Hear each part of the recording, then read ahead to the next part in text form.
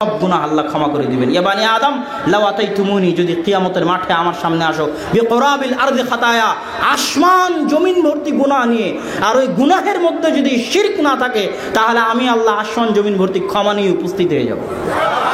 আল্লাহ তার উলুহিয়াতকে এত ভালোবাসেন, আল্লাহ শিরক বিহীনতাকে এত ভালোবাসেন। রাসূল সাল্লাল্লাহু আলাইহি ওয়াসাল্লাম ঘোষণা দিয়ে দিলেন, শোনো, 70,000 মানুষ বিনা হিসাবে জান্নাতে চলে যাবে, হিসাবই হবে না। ওই 70,000-এর যে বৈশিষ্ট্য আল্লাহ রাসূল দিয়েছেন, যে লা ইয়াতাতায়্যারুন লা ইয়ারতাকুন, তারা রুকিয়া করে না, কুলক্ষণে বিশ্বাস করে না, লা ইস্তারকুন, কারো কাছে চায় না করে, এই যে বৈশিষ্ট্যগুলো দিয়েছেন, এগুলো হচ্ছে যারা 100 আল্লাহর গোলাম, আল্লাহর দাসত্ব, পৃথিবীর সরিষা সমপরিমাণ, চুল পরিমাণ আশঙ্কা ভীতি তাদের অন্তরে জায়গা করতে পারেনি, এই ধরনের 100 তাওহীদে বিশ্বাসী যারা, এরাই বিনা হিসেবে জান্নাতে যাবে। 100 সরিষা সমপরিমাণ এদিক ওদিক নাই। এইরকম তাওহীদে যারা বিশ্বাসী, পূর্ণাঙ্গ তাওহীদে যারা বিশ্বাসী, তাওহীদুল উলুহিয়াতে, তারা বিনা হিসাবে জান্নাতে চলে যাবে, এই ঘোষণা আল্লাহ রাসূলের দেওয়া। এরকম মানুষ খুব অল্প, খুব কম সংখ্যক। দুনিয়ার সব মানুষের মনেই কোনো না কোনো কিছুর দাসত্ব আছে, জিনজির আছে, গোলামি আছে, এই জন্য বিনা হিসেবে যেতে পারবে না। তবে তারাই যেতে পারবে যারা 100 পরিপূর্ণ তাওহীদে বিশ্বাসী। সম্মানিত উপস্থিতি, তাওহীদের এত ফজিলত, তাওহীদের এত ফজিলত যে আল্লাহ সুবহানাহু ওয়া তাআলা কিয়ামতের মাঠে একজনকে ডাকবেন, আলা রুউসিল খালায়েক, সব সৃষ্টিজীবের সামনে একজনকে ডাকবেন, ডেকে বলবেন যে তোমার এই পড়ো, তোমার আমলনামা। তখন সে তার আমলনামা পড়বে। আল্লাহ সুবহানাহু ওয়া তাআলা তাকে জিজ্ঞাসা করবেন যে এগুলো কি তুমি করেছো, তুমি কি অস্বীকার করবে? অস্বীকারও করবে না। কোনো অজুহাত আছে? কোনো অজুহাতও নাই। অস্বীকারও করবে না, কোনো অজুহাতও নাই যে আল্লাহ এই কারণে করেছিলাম, এই সমস্যায় করেছিলাম, কোনো অজুহাতও নাই। তখন আল্লাহ সুবহানাহু ওয়া তাআলা একটা বিতাকা বের করতে বলবেন। ওই বিতাকা এক পাল্লায় রাখা হবে, তার সব গুনাহ আর এক পাল্লায় রাখা হবে। ওই বিতাকা, ওই কার্ডের পাল্লা ভারী হয়ে যাবে, সব গুনাহের পাল্লা হালকা হয়ে যাবে। তখন ওই বিতাকা খুলে দেখা হবে, সেটাতে আছে কালেমা লা ইলাহা ইল্লাল্লাহ, আল্লাহর 100 উলুহিয়া। যারা আল্লাহ সুবহানাহু তাআলার শানে কোনোদিন শিরক করেনি, যারা আল্লাহ সুবহানাহু তাআলার শানে কোনোদিন কাউকে শরীক স্থাপন করেনি, তাদের যদি গুনাহ থাকেও আল্লাহ সুবহানাহু তাআলা তাদের গুনাহ ক্ষমা করে দিবেন। অতএব আসুন আমরা উলুহিয়াতের এই মজা, উলুহিয়াতের এই স্বাদ গ্রহণ করে তাওহীদকে বুঝি। আলোচনার শেষের দিকে চলে এসেছি। তাওহীদুল আসমাই ওয়া সিফাত, আল্লাহ সুবহানাহু তাআলার নাম ও গুণাবলী, তৃতীয় প্রকার তাওহীদ। আল্লাহকে চিনতে হলে আল্লাহর নাম ও গুণাবলী জানতে হবে। আল্লাহর নাম ও গুণাবলীর মাধ্যমে আপনি আল্লাহকে চিনতে পারবেন। আল্লাহর নাম ও গুণাবলীর ফজিলত এত বেশি, এত বেশি যে কেউ যদি 3 বার কুল হুয়াল্লাহু আহাদ পড়ে, এই সূরা পড়ে, সে যেন কোরআন, পরিপূর্ণ কোরআন একবার পাঠ করার সমান নেকি পাবে। সূরা ইখলাসে কি আছে? কিছুই নাই। আল্লাহর নাম ও গুণাবলী ছাড়া। কুল হুয়াল্লাহু আহাদ, বলো আল্লাহ এক, আল্লাহুস সামাদ, আল্লাহ অমুখাপেক্ষী, আল্লাহ কারো কোনো কিছুর মুখাপেক্ষী নন। লাম ইয়ালিদ ওয়া লাম ইউলাদ, আল্লাহ কাউকে জন্ম দেননি, আল্লাহকে কেউ জন্ম দেয়নি। ওয়া লাম ইয়াকুল লাহু কুফুয়ান আহাদ, তিনি কারো মতো নন, তার মতো কেউ নয়। এই যে 4-5টা শর্ত, আপনি কারো যদি ইবাদত করতে যান, কারো সামনে নত হতে যান, কারো কাছে কিছু চাইতে যান, এই 4টা শর্ত আপনাকে পূরণ করতে হবে। ওই যে ইউটিউব ফেসবুকে পীর বাবা অলি বাবা অ্যাড দিচ্ছে যে মালয়েশিয়া চলে যাবেন, আমেরিকার টিকিট পেয়ে যাবেন, কামরূপ কামাখ্যা থেকে প্রশিক্ষণ নিয়ে এসেছে, কোন জঙ্গল কোন জিনের কাছ থেকে প্রশিক্ষণ নিয়ে এসেছে, আপনার স্বামী স্ত্রীর মধ্যে ভালোবাসা তৈরি করে দিবে, আপনার লটারি জিতিয়ে দিবে, আপনাকে বিদেশে পাঠিয়ে দিবে। এদের চেম্বার আছে যমুনা ফিউচার পার্কে পর্যন্ত। যমুনা ফিউচার পার্কের মতো জায়গায় এদের চেম্বার আছে। আর আধুনিক যুগের মানুষ, বিজ্ঞানে বিশ্বাস করে মানুষ, এই মানুষজন তাদের কাছে গিয়ে টাকা দিচ্ছে, তাদের ফি আছে, তাদের মাধ্যম দিয়ে তার সব তদবির করিয়ে নিচ্ছে। বাবার তদবিরে সব কিছু সম্ভব। তো বাবা কি পেশাব পায়খানা না করে থাকতে পারবে? বাবা কি না খেয়ে থাকতে পারবে? বাবা কি না ঘুমিয়ে জীবিত থাকতে পারবে? বাবা কি কোনোদিন মারা যাবে না? লা ইলাহা ইল্লা হুয়াল হাইয়ুল কাইয়ুম, আল্লাহু লা ইলাহা ইল্লা হুয়াল হাইয়ুল কাইয়ুম, আল্লাহ সেই সত্তা যিনি চিরঞ্জীব, চিরস্থায়ী, কোনোদিন মারা যাবেন না। লা তাখুযুহু সিনাতুন ওয়ালা নাওম, তাকে কোনোদিন ক্লান্ত স্পর্শ করে না, তন্দ্রা স্পর্শ করে না। আল্লাহুস সামাদ, তিনি অমুখাপেক্ষী, তিনি ঘুমের মুখাপেক্ষী নন, তিনি পেশাব পায়খানার মুখাপেক্ষী নন, তিনি খাওয়ার মুখাপেক্ষী নন। তোমার এই বাবা কি পেশাব পায়খানা না করে থাকতে পারবে? না খেয়ে থাকতে পারবে? তো যে পেশাব পায়খানা না করে থাকতে পারবে না, না খেয়ে থাকতে পারবে না, চিরঞ্জীব চিরস্থায়ী নয়, সে তোমার সরিষা সমপরিমাণ উপকার করতে পারবে না। বক্তব্যের শেষের দিকে চলে এসেছি। পৃথিবীর সব ধর্মের ব্যবসা চলে, পৃথিবীর সব ধর্মের ব্যবসা চলে মানুষকে এই ভয় দেখিয়ে যে তুমি অনেক বড় গুনাহগার, তুমি এত বড় গুনাহগার হয়ে আল্লাহর কাছে চাইবে কেমনে? তোমার জন্য ভায়া লাগবে, লিঙ্ক লাগবে, ওয়াস্তা লাগবে, মাধ্যম লাগবে, পীর বাবার মাধ্যম লাগবে, যাতে পীর বাবা তোমাকে জাহাজে করে কিয়ামতের মাঠে পার করিয়ে দিতে পারে। হিন্দুদের ঠাকুরের কাছে যান, আর খ্রিস্টানদের পাদ্রির কাছে যান, আর ইহুদিদের সিনাগগে যান, ইহুদিদের রাব্বির কাছে যান, সবার একই বক্তব্য, আপনি একা একা নিজে নিজে আল্লাহর কাছে কিছু চাইতে পারবেন না, এই ক্ষমতা আপনার নেই।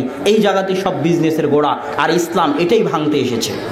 ইসলামের সাফ কথা, আপনি আল্লাহর বান্দা, আর আল্লাহ আপনার সৃষ্টিকর্তা, আপনার সাথে আল্লাহর যোগাযোগ ডাইরেক্ট। যত বড় গুনাহগার হন, যত বড়, আপনি কি ওর চাইতে বড় গুনাহগার যে 99 জন মানুষকে হত্যা করে 100 জন মানুষকে হত্যা করে যাচ্ছে আল্লাহর কাছে ক্ষমা নিবে চায়? এখনো ক্ষমা চায়ওনি। এখনো ক্ষমা কি চেয়েছে? ও তো ক্ষমা চায়ওনি। 99 জন মানুষকে হত্যা করে এক আলেমের কাছে গেছে, বলছে ক্ষমা চাই, বলছে ক্ষমার কোনো রাস্তা নাই, ওকে হত্যা করে দিয়েছে। একজন বলেছে অমুক গ্রামে গেলে ক্ষমা পাওয়া যাবে, সেই গ্রামে যাচ্ছে, রাস্তার মধ্যে মৃত্যু চলে এসেছে, এখনো ক্ষমা চায়নি। আল্লাহর কাছে ক্ষমা চায়নি এমন একটা বান্দা যে মাত্র ইচ্ছা পোষণ করেছিল ক্ষমা চাইবে, তাকে ক্ষমা করার জন্য আল্লাহ জমিনকে বললেন, জমিন এই দিকে হয়ে যাও, ওই দিকে হয়ে যাও। ফেরেশতাদের বললেন, যেই জমিনের দিকে, যেই গ্রামের দিকে যাচ্ছিল ওটা যদি কাছে হয় তাহলে তাকে ক্ষমা করে দাও। আল্লাহর কাছে যে ক্ষমা চায়নি তাকে ক্ষমা করার জন্য আল্লাহ কৌশল অবলম্বন করলেন। ক্ষমার ইচ্ছা পোষণ করেছিল মাত্র। আপনি যত বড় গুনাহগার হন না কেন, যত বড় গুনাহগার হন না কেন, আল্লাহ আপনার ওই পীরের চাইতে, ওই বাবার চাইতে শতগুণ, লক্ষ গুণ আল্লাহ আপনাকে ভালোবাসে। ওরকম হাজারো লাখো কোটি পীর জানা করতে পারবে, আল্লাহ সুবহানাহু ওয়া তাআলা একাই তার চেয়ে বেশি করতে পারবে। আর আল্লাহ সুবহানাহু ওয়া তাআলা যদি না চান, ওই হাজার পীর একত্রিত হলেও কিছু করতে পারবে না। আল্লাহুম্মা লা মানিআ লিমা আতাইতা ওয়া লা মু'তি লিমা মানাতা। হে আল্লাহ, আপনি যদি কাউকে কিছু দিতে চান, পৃথিবীর কেউ কিছু ওটা দিতে বাধা দিতে পারবে না। আর আপনি যদি কাউকে কিছু দিতে না চান, আর সারা পৃথিবী মিলে যদি দিতে চায় তো দিতে পারবে না। তিনি হচ্ছেন আল্লাহ সুবহানাহু ওয়া তাআলা। আল্লাহর কাছে আপনি চাইবেন ডাইরেক্ট, কোনো পীরের রাস্তা লাগবে না, কোনো হুজুর, কোনো বাবার রাস্তা লাগবে না। এরা সব ব্যবসা করে, ব্যবসার জন্য এই মাধ্যম টিকিয়ে রেখেছে। আর কিয়ামতের মাঠে কেউ জাহাজ নিয়ে কাউকে পার করতে পারবে না। কিসের পীর বাবা, কিসের ওলি বাবা, আর কিসের মাজারের বাবা? কিয়ামতের মাঠে নবীরা থাকবে বিপদে। আদম আলাইহিস সালাতু ওয়াস সালাম আল্লাহর সাথে কথা বলার সাহস করবেন না। মুমিনরা গিয়ে আদম আলাইহিস সালাতু ওয়াস সালামকে বলবে, যান আল্লাহর সাথে কথা বলেন। আজ যেন আল্লাহ বিচার শুরু করে, বিচারের অপেক্ষায় থেকে থেকে মানুষ ক্লান্ত হয়ে যাবে, এত ক্লান্ত হয়ে যাবে, এত ক্লান্ত হয়ে যাবে যে জাহান্নামে চলে গেলেও রাজি আছি, তবুও বিচার হোক। বিচার যদি জাহান্নাম হয় তবুও বিচার হোক। বিচারের অপেক্ষায় থেকে মানুষ ক্লান্ত হয়ে যাবে। কিন্তু কে বলবে আল্লাহকে বিচারের মাঠে যে আল্লাহ বিচার শুরু করেন? এই সাহস কিয়ামতের মাঠে কারো হবে না। আদম বলবে, আমার সাহস নাই, যাও নূহ আলাইহিস সালামের কাছে। নূহ আলাইহিস সালাম বলবেন, আমার সাহস নাই, যাও মুসা আলাইহিস সালামের কাছে। মুসা আলাইহিস সালাম বলবেন, যাও, আমার সাহস নাই, ঈসা আলাইহিস সালামের কাছে। ঈসা আলাইহিস সালাম বলবেন, মুহাম্মদ সাল্লাল্লাহু আলাইহি সাল্লামের কাছে যাও। মুহাম্মদ সাল্লাল্লাহু আলাইহি ওয়াসাল্লাম আল্লাহর সাথে সরাসরি কথা বলার সাহস করবেন না। এটা আল্লাহর হায়বাত, এটা আল্লাহ সুবহানাহু ওয়া তাআলার আত্মমর্যাদা, এটা আল্লাহ সুবহানাহু ওয়া তাআলার আত্মসম্মান, এটা আল্লাহ সুবহানাহু ওয়া তাআলার গায়রাত। মুহাম্মদ সাল্লাল্লাহু আলাইহি ওয়াসাল্লাম কথা না বলে সরাসরি সিজদায় পড়ে যাবেন। কতক্ষণ সিজদায় থাকবেন এটা কেউ জানে না। আল্লাহ যতক্ষণ চাইবেন ততক্ষণ। তিনি নিজে সিজদা থেকে মাথা উঠানোর সাহস করবেন না। আল্লাহ বলবেন, ইয়া মুহাম্মদ ইরফা রাসাক সালতু তাওয়াশফা তুশফা। মুহাম্মদ মাথা উঠাও, চাও দেওয়া হবে, শাফাত করো, গ্রহণ করা হবে।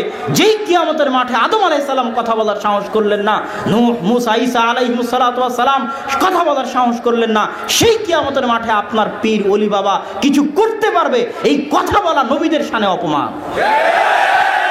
অতএব এই পথ থেকে তওবা করে ফিরে আসতে হবে। একমাত্র 100তে 100 উলুহিয়াতের দাবিদার আল্লাহ সুবহানাহু ওয়া তাআলা। যত পীরের দরগা আছে, যত মাজার আছে, এরা সব আল্লাহ সুবহানাহু ওয়া তাআলার উলুহিয়াতের বিরোধী। এগুলো থেকে মুসলমান যারা, তাদেরকে ফিরে এসে নতুন করে কালেমা পড়তে হবে, লা ইলাহা ইল্লাল্লাহ নতুন করে বুঝতে হবে। আল্লাহ সুবহানাহু ওয়া তাআলা আমাদের সেই তৌফিক দান করুক। আল্লাহুম্মা আমিন। সম্মানিত উপস্থিতি, বক্তব্যের শেষে আপনাদের নিকট দুটি আবেদন রেখে আমি আমার বক্তব্য শেষ করছি।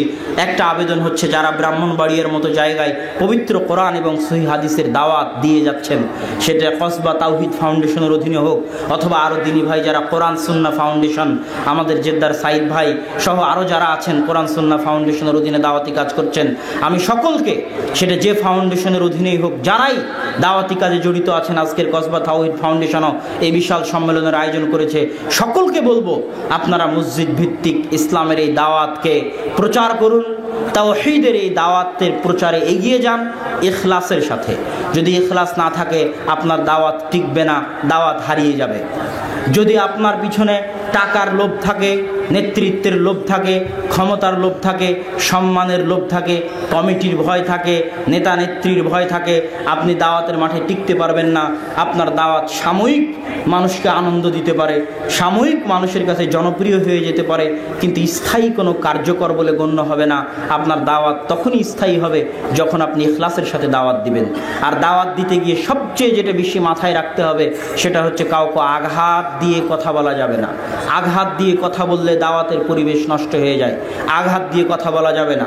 আল্লাহ রাসূল সাল্লাল্লাহু আলাইহি ওয়াসাল্লাম চাইলে হিরাক্লিয়াসকে বলতে পারতেন, হিরাক্লিয়াস, হে কাফের হিরাক্লিয়াস, তুমি ইসলাম গ্রহণ করো। আল্লাহ রাসূল এটা বলেননি। আল্লাহ রাসূল বলেছেন, আযীম আর রোম, হে রোমের মহান সম্রাট, তোমাকে ইসলাম গ্রহণের দাওয়াত দিচ্ছি। তাকে মহান সম্রাট বলে আল্লাহ রাসূল ক্ষমা দেখিয়ে তার সম্মান দেখিয়েছেন। মুসা আলাইহিস সালাতু ওয়াস সালামকে আল্লাহ বলেননি যে যাও ফেরাউনকে গিয়ে বলে, এই ফেরাউন, এই কাফের ফেরাউন, মুশরিক ফেরাউন, তুই যদি ইসলাম গ্রহণ না করিস এই করবো সেই করবো, ইসলাম গ্রহণ কর। তা না বলে আল্লাহ বলেছেন তুমি নরম ভাষায় ফেরাউনের সাথে কথা বলবে। অত বড় কাফের হওয়ার পরেও, অত বড় পাপিষ্ঠ হওয়ার পরেও আল্লাহ নরম ভাষায় কথা বলতে বলেছেন। তাই আপনারা যেহেতু ব্রাহ্মণবাড়িয়াতে আছেন, আশেপাশে যারা আছে, যতার যেই হোক না কেন, তাদের সাথে নরম ভাষায় আন্তরিকতার সাথে আপনাদেরকে দাওয়াতি কাজ করতে হবে, ইখলাসের সাথে দাওয়াতি কাজ করতে হবে, জীবন বাজি রেখে দাওয়াতি কাজ করতে হবে। তার ভারসাম্যতাকে রক্ষা করার জন্য পেরেক স্বরূপ, খুঁটি স্বরূপ হিমালয় পাহাড়ের মতো বড় বড় পর্বতরাজি এই পৃথিবীর মধ্যে স্থাপন করেছে কে? আল্লাহ জানেন। মানুষ বলবে আল্লাহ সুবহানাহু ওয়া তাআলা স্থাপন করেছেন। তারপরে আল্লাহ বলছেন, ওয়া জাআলা বাইনাল বাহরাইনি হাজিজা, দুনিয়ার মানুষ দুই সমুদ্রের মাঝে, দুই নদীর মাঝে, নদী ও সমুদ্রের পানির মাঝে একটা লোনা পানি আর একটা মিষ্টি পানি, দুই সমুদ্র দুই নদীর পানির মাঝে, সমুদ্র আর নদীর পানির মাঝে আর সৃষ্টি করেছে কে? একটা আর একটার পাশাপাশি আছে, তবুও একটা আর একটার সাথে মিলে যায় না। আল্লাহ জানেন। দুনিয়ার মানুষ উত্তরে বলবে আর সৃষ্টি করেছেন আল্লাহ সুবহানাহু ওয়া তাআলা। এতগুলো কথা বলার পর আবার আগের আয়াতে আল্লাহ যে জিজ্ঞাসা করেছিলেন ওই জিজ্ঞাসা আবার এই আয়াতেই করতেছেন, আ ইলাহুম মাআল্লাহ, দুনিয়ার মানুষ পৃথিবীকে স্থিরকারী সত্তা যদি আমি হই, পৃথিবীর বুকে নদী নালা প্রবাহিতকারী সত্তা যদি আমি হই, পৃথিবীর বুকে পাহাড় স্বরূপ পেরেক স্থাপনকারী যদি আমি হই, পৃথিবীর বুকে নদী সমুদ্রের মাঝে আর স্থাপনকারী যদি আমি হই, আ ইলাহুম মাআল্লাহ, আমি ব্যতীত কি কোনো ইলাহ থাকতে পারে? এটা আল্লাহ সুবহানাহু ওয়া তাআলার জিজ্ঞাসা, উত্তর মানুষ দিবে। সম্মানিত উপস্থিতি, এই দুই আয়াত দিয়ে আমি যেটা বুঝাতে চাচ্ছি, এই দুই আয়াতের মধ্যেই আরও 2-3 আয়াত আল্লাহ সুবহানাহু ওয়া তাআলা এরপরে বলেছেন। একই জিজ্ঞাসা দিয়ে আল্লাহ আয়াত শেষ করেছেন। তো আমি দুটো আয়াতই তার মধ্যে পাঠ করলাম। এই দুই আয়াত দিয়ে আমি যেটা বুঝাতে চাচ্ছি, এই দুই আয়াতই আজকের উপস্থিত জনতার জন্য, সারা পৃথিবীর মানুষের জন্য তাওহীদ বুঝার জন্য যথেষ্ট, যে তাওহীদ কি জিনিস। আল্লাহ সুবহানাহু ওয়া তাআলা এই দুই আয়াতে স্পষ্ট ঘোষণা করে দিলেন। আল্লাহ সুবহানাহু ওয়া তাআলার এই দুই আয়াতের স্পষ্ট ঘোষণা হচ্ছে আল্লাহকে আসমান জমিনের সৃষ্টিকারী হিসেবে বিশ্বাস করা, আল্লাহকে ইলাহ হিসেবে বিশ্বাস করা নয়। আল্লাহ সুবহানাহু ওয়া তাআলাকে রিজিক দাতা হিসেবে বিশ্বাস করা, আল্লাহ সুবহানাহু ওয়া তাআলাকে ইলাহ হিসেবে বিশ্বাস করা নয়। আল্লাহ সুবহানাহু ওয়া তাআলাকে আসমান থেকে বৃষ্টি বর্ষণকারী হিসেবে বিশ্বাস করা, আল্লাহ সুবহানাহু ওয়া তাআলাকে ইলাহ হিসেবে বিশ্বাস করা নয়। আল্লাহ সুবহানাহু ওয়া তাআলাকে ফসলাদি গাছপালা উৎপন্নকারী হিসেবে বিশ্বাস করা, আল্লাহ সুবহানাহু ওয়া তাআলাকে ইলাহ হিসেবে বিশ্বাস করা নয়। আল্লাহ সুবহানাহু ওয়া তাআলাকে পৃথিবী স্থিরকারী হিসেবে বিশ্বাস করা, আল্লাহ সুবহানাহু ওয়া তাআলাকে ইলাহ হিসেবে বিশ্বাস করা নয়। আল্লাহ সুবহানাহু ওয়া তাআলাকে পৃথিবীর বুকে পেরেক স্বরূপ পাহাড় স্থাপনকারী হিসেবে বিশ্বাস করা, আল্লাহ সুবহানাহু ওয়া তাআলাকে ইলাহ হিসেবে বিশ্বাস করা নয়। আল্লাহ সুবহানাহু ওয়া তাআলাকে পৃথিবীর বুকে নদী নালা প্রবাহিতকারী হিসেবে বিশ্বাস করা, আল্লাহ সুবহানাহু ওয়া তাআলাকে ইলাহ হিসেবে বিশ্বাস করা নয়। এটা আল্লাহ ঘোষণা করে দিলেন। কিভাবে? আল্লাহ জানেন পৃথিবীর সব মানুষ আল্লাহকে আসমান জমিনের সৃষ্টিকর্তা হিসেবে বিশ্বাস করে, ইলাহ হিসেবে বিশ্বাস খুব কম মানুষই করে। এই জন্য বলছেন আ ইলাহুম মাআল্লাহ, শোনো, যারা আমাকে আসমান জমিনের সৃষ্টিকর্তা বিশ্বাস করো, তারা আমাকে ইলাহ হিসেবে বিশ্বাস করো না কেন? এটা আল্লাহর জিজ্ঞাসা। সম্মানিত উপস্থিতি, আবু জাহাল, আবু তলেব, আবু লাহাব আল্লাহকে আসমান জমিনের সৃষ্টিকর্তা হিসেবে বিশ্বাস করত। আবু জাহাল, আবু তলেব, আবু লাহাব আল্লাহ সুবহানাহু ওয়া তাআলাকে আসমান থেকে বৃষ্টি বর্ষণকারী হিসেবে বিশ্বাস করত। আবু জাহাল, আবু তলেব, আবু লাহাব আল্লাহ সুবহানাহু ওয়া তাআলাকে পৃথিবীর বুকে নদী নালা প্রবাহিতকারী হিসেবে বিশ্বাস করত। আল্লাহ সুবহানাহু ওয়া তাআলাকে পৃথিবীর বুকে পেরেক স্থাপনকারী হিসেবে বিশ্বাস করত। আল্লাহ সুবহানাহু ওয়া তাআলাকে ফল ফলাদি গাছপালা উৎপন্নকারী হিসেবে বিশ্বাস করত। তাহলে আল্লাহর রাসূল কেন আবু জাহাল, আবু লাহাব, আবু তলেবের বিরুদ্ধে যুদ্ধ করতে গেলেন? আবু জাহাল, আবু তলেব, আবু লাহাব আমার আপনার চাইতেও অনেক ক্ষেত্রে ভালো ছিল। আজকের যারা মুশরিক, আজকের যারা তাওহীদ বোঝে না, তাদের চাইতে অনেক অনেক তাদের বুঝ শক্তি ভালো ছিল। তারা আল্লাহ সুবহানাহু ওয়া তাআলার উপর বিশ্বাস স্থাপন করত। তার বহু অগণিত অসংখ্য দলিল আছে। আব্দুল মুত্তালিব তার ছেলের নাম রেখেছে আব্দুল্লাহ। আল্লাহ যদি বিশ্বাস না করবে তো আব্দুল্লাহ নাম রাখবে কেন? আব্দুল মুত্তালিব তার ছেলের নাম কি রেখেছে? আব্দুল্লাহ। আল্লাহর উপর যদি বিশ্বাস না থাকে তো আব্দুল্লাহ নাম কেন রাখবে? আব্দুল মুত্তালিব কাবা ঘর ছেড়ে চলে গেছে। আলাম তারা কাইফা ফাআলা রাব্বুকা বিআসহাবিল ফিল।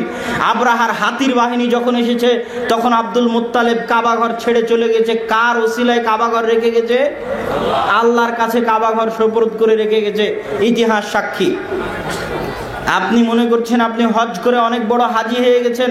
আবু জাহাল হাজি ছিল, হাজি আবু জাহাল, হাজি আবু তলেব, হাজি আবু লাহাব, তারা হজ করত। কাবা ঘর তারা নির্মাণ করেছে। আজকে যেই অবস্থায় কাবা ঘর আছে, এই অবস্থায় কাবা ঘর নির্মাণ মক্কার কাফের কুরাইশদের করা। হাতেমের যে জায়গায় মাজা পর্যন্ত প্রাচীর দিয়ে সামনে গোল করে ঘিরা আছে, ভিতরে মানুষ ঢুকতে পারে কাবা ঘরের সম্মুখ পানে, ওই জায়গা কাবা ঘরের অন্তর্ভুক্ত করে ইব্রাহিম আলাইহিস সালাতু ওয়াস সালাম তৈরি করেছিলেন। কিন্তু যখন আবু জাহাল, আবু তলেব, আবু লাহাব, মক্কার কাফের কুরাইশরা কাবা ঘর বানাতে গেছে, তখন হারাম টাকা দিয়ে কাবা ঘর বানাবে না, কার কত হালাল ইনকাম আছে জমা করো। হালাল ইনকাম দিয়ে কাবা ঘর বানাতে গিয়ে অতটুকুই বানাতে পেরেছে, সামনের ওই গোলাকার অংশটুকু পূরণ করতে পারেনি, তখন খালি ছেড়ে দিয়েছে। আল্লাহ রাসূলও এটা খালি ছেড়ে দিয়েছিলেন, পূরণ করেননি। তাহলে আবু জাহাল, আবু তলেব, আবু লাহাব কি আল্লাহর উপর বিশ্বাস করতেন না?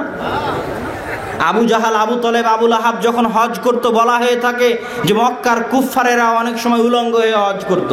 মুফাসসিরিনরা লিখছেন যে কেন উলঙ্গ হয়ে হজ করত? সন্দেহ করত যে এই জামাতে মনে হয় হারাম টাকা আছে, জামা খুলে ফেলে দিয়ে হজ করত, যেন আল্লাহ হজ কবুল করে। তাহলে তারা কি আল্লাহর উপর বিশ্বাস করতো না? করতো না? করতো। আবু জাহাল যখন গেল বদরের যুদ্ধে, তখন আবু জাহাল কাবা ঘরে গিয়ে দোয়া করছে, আল্লাহুম্মা আনসুর আহদাল ফিয়াতাইন।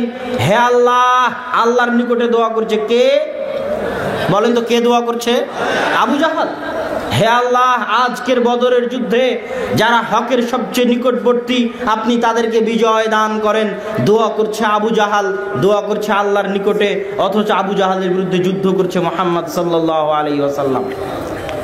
তাহলে আবু জাহালের ঈমান আর মুহাম্মদ সাল্লাল্লাহু আলাইহি ওয়াসাল্লামের ঈমানের মধ্যে এমন কি পার্থক্য ছিল, এমন কি অন্তর ছিল, এমন কি সমস্যা ছিল, যেই কারণে মুহাম্মদ সাল্লাল্লাহু আলাইহি ওয়াসাল্লাম আবু জাহালের বিরুদ্ধে যুদ্ধ করতেছেন? আবু জাহাল, আবু লাহাব, আবু তলেবকে আমরা কাফের বলে জানতেছি, এমন কি সেই সমস্যা? সেই সমস্যাটি আল্লাহ পরের আয়াতে বলেছেন, আ ইলাহুম্মা আল্লাহ।